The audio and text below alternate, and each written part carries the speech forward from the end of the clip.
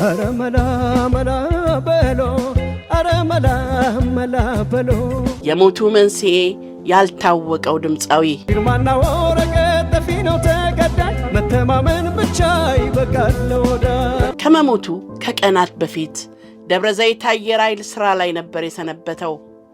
ሥራው አድካሚ ስለነበር ወደ ቤት ገብቶ ለማረፍ በጣም ቸኩሏል። አመሻሽ ላይ አዲስ አበባ ገባ። ለቀናት ተለይቷቸው የሰነበቱት ጓደኞቹና ወዳጆቹ ናፍቀውታል። ወደ ቤት የመሄድ ሐሳቡን ሰርዞ ከእነርሱ ጋር ለመጨዋወትና አንድ ሁለት ለማለት ፈልጎ ዶሮ ማነቂያ አካባቢ ከሚገኙ ምግብ ቤቶች ካንዱ ዘለቀ። ዕለቱ ሐሙስ ታኅሳስ 10 1955 ዓመተ ምህረት ነበር። ከጓደኞቹ ጋር ሲጫወት አምሽቶ ወደ ቤቱ ገባ። በሰላም ውሎ በሰላም ያመሸው አሰፋ ሌሊቱንም በሰላም አሳልፎ ለማደር ግን አልታደለም። ከእኩለ ሌሊት በኋላ ግቢ ነፍስ ውጪ ነፍስ ሆነ። እጅግ የበረታ ሕመም ገጠመው። ሕመሙ አጣዳፊና ስቃይ የበዛበት ነበር። ቤተሰቦቹ ወደ ክሊኒክ ሄዶ የሕክምና እርዳታ እንዲያገኝ ቢያደርጉትም ሕይወቱን ለማትረፍ አልተቻላቸውም። ሞቱ ድንገተኛና እጅግ አስደንጋጭ ነበር። በማግስቱ አርብ ታኅሳስ 11 1955 ዓመተ ምህረት የቀብር ሥነ ሥርዓቱን ለማስፈጸም ከዚህ ቀደም ባልተለመደ ሁኔታ እጅግ በርካታ ሕዝብ ተሰባሰበ። አስከሬኑ በለቀስተኞች ታጅቦ ጉዞ ፒያሳ ወደሚገኘው ገነተ ጽጌ ቅዱስ ጊዮርጊስ ቤተ ክርስቲያን ይደረጋል። ለቀስተኛው በአሰፋ ድንገተኛ አሟሟት ግራ ተጋብቷል። አሰፋ ባተ የሞተው በመድኃኒት ነው የሚል ወሬ ቀኑን ሙሉ ለለቅሶ በተሰበሰቡት ሰዎች መሃል ሲዘዋወር ነበር የዋለው። አስከሬኑ ከቤተ ክርስቲያኑ ደርሶ የቀብሩ ሥነ ሥርዓት ሊፈጸም ጥቂት ደቂቃዎች ሲቀሩት ይህ ወሬ ከአገር ፍቅር ኃላፊዎች ዘንድ ደረሰ። የአገር ፍቅሩ አንጋፋ ባለሙያ ባሻ ተክለ ማርያም ቀብሩ እንዳይፈጸም ከልክለው መኪና እንዲመጣላቸው ወደ መስሪያ ቤታቸው ደወሉ። መኪናው ሲመጣ አስከሬን ጭነው ወደ ዳግማዊ ምኒልክ ሆስፒታል ሄዱ። በምርመራ ውጤቱም አንጀቱ ክፉኛ መቁሰሉንና አልሰር ደረጃ ላይ መድረሱ ተነገራቸው። ለቁስለቱ መነሻ ስለሆነው ጉዳይ ግን የተነገረ ነገር አልነበረም። ምርመራውን ሲያጠናቅቁ አስከሬኑን ይዘው ወደ ጊዮርጊስ ቤተ ክርስቲያን በመመለስ የቀብር ሥነ ሥርዓቱ እንዲፈጸም አደረጉ። ዛሬም ድረስ የዚህ ተወዳጅ ድምፃዊ ሞት መንስኤ ሳይታወቅ ቀርቷል።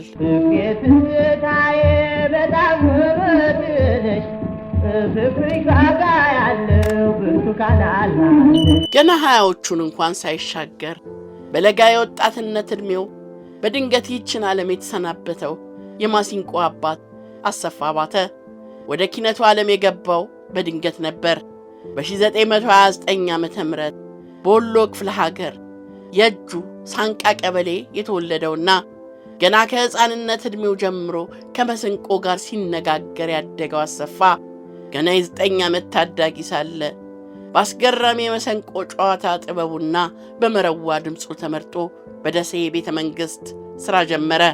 ይህ በዚህ እንዳለ በአንድ ወቅት የአገር ፍቅር ማኅበር የሙዚቃና ቲያትር ክፍል አባላት ለደሴና አካባቢው ሕዝብ የኪነ ጥበብ ዝግጅታቸውን ለማቅረብ ደሴ ላይ ተገኙ። ዝግጅቶቻቸውንም እጅግ ስኬታማ በሆነ መልኩ አቀረቡ። ከሕዝቡ ዘንድም ከፍተኛ አድናቆትን አተረፉ። ይህንን የሙዚቃ ድግስ ከታደሙትና በዝግጅቱ እጅግ ከተደሰቱት ሰዎች መሃል ማሲንቆን ሲያናግራት፣ ሲያጫውታት፣ ሲያባብላት ድፍን ወልዲያና ደሴ የተደነቁበት ታዳጊ አንዱ ነበር። አሳበላሻለሁ አባይ ዳር ነው ቤቴ። አሰፋ በዚህች ቅጽበት ከሀገር ፍቅር አባላት ጋር ወደ አዲስ አበባ ሄዶ ሙዚቃን ለመስራት ወሰነ።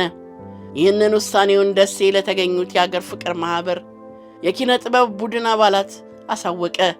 በዚህ ታዳጊ ወጣት ጉጉት የተደነቁትና በድንቅ የማሰንቆ አጨዋወቱ የተደመሙት ሀገር ፍቅሮች በ1942 ዓመተ ምህረት ወደ አዲስ አበባ ይዘውት መጡ። የሀገር ፍቅር ማኅበር አባላት አዲስ አበባ እንደደረሱ ታዳጊውን ከማህበሩ ኃላፊ ከአቶ መኮንን ጋር አገናኙት። አቶ መኮንንም በታዳጊው ድምፅ እጅጉን በመደመማቸው የሀገር ፍቅር ማህበር የሐረር ቅርንጫፍ መስሪያ ቤት ውስጥ እንዲቀጠር አደረጉ። ምንም እንኳን አሰፋ በሐረር ላጭር ጊዜ የቆየ ቢሆንም ጥሩ ጊዜንም አሳልፏል።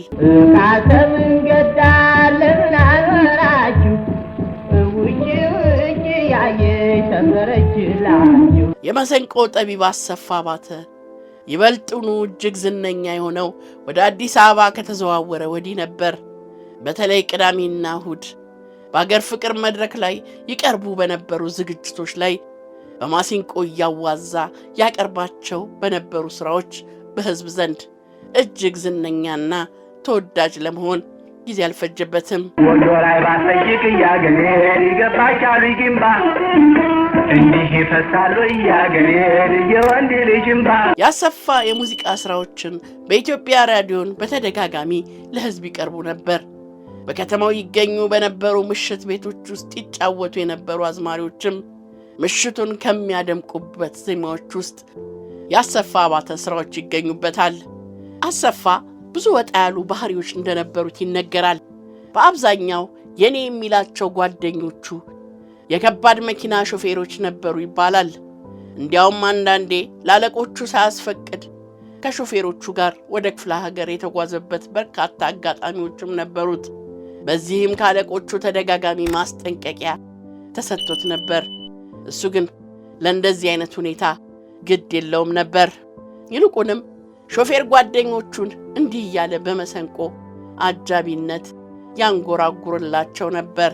ለምን በትሬንታ በሚሽቀረቀረው የሎንችናው ሾፌር ያውልሽ ቀልጣፋው ቡናችን እንጦጦ ቁርሳችን አባይ እራታችን ጎንደር ፋሲል ግንብ ላይ የኛማ መኪና ሎን አይደለም ወይ? ጫታ መልካም እስከ ጊዜው ድረስ። አሰፋ ባተ በሙዚቃው ዓለም ለአጭር ጊዜ እስከ ቆየበት ጊዜ ድረስ 50 የሚሆኑ ዜማዎችን ተጫውቷል። በዚህ አጭር ጊዜ ቆይታውም የኢትዮጵያን ሕዝብ በማስደሰት ከፍ ያለ ዝናንም አትርፏል። አሰፋ ለዛ ባለው አንደበቱ ሲጫወት ያደመጠውን ሁሉ ከልብ ያስፈነደቀ፣ በመሰንቆ አገራረፉ ሁሉንም ያስደነቀ፣ በግጥሙ ሴት ወንዱን ያሳቀ፣ ከባህል መልእክተኞች ጋር በወዳጅ አገሮች ተዘዋውሮ የተጫወተ፣ ዝናው እስከ መቼም ድረስ የማይረሳለት እውነተኛ የተፈጥሮ ድምፃዊ ነበር። አሳብላሻለሁ አባይ ዳር ነው ቤቴ።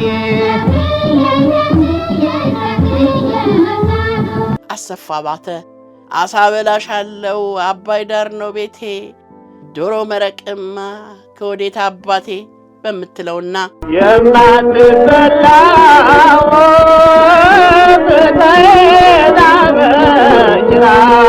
የማትበላው ተይዛ በጭራ ልቤን አቆሰለች ሙንጭራ ሙጫጭራ በተባሉ ዜማዎቹ በሚያውቁት ዘንድ እስከ መቼውም የማይረሳ ድንቅ ድምፃዊ ነበር። ግርማና ወረቀት ጠፊ ነው ተቀዳጅ መተማመን ብቻ ይበቃል ለወዳጅ።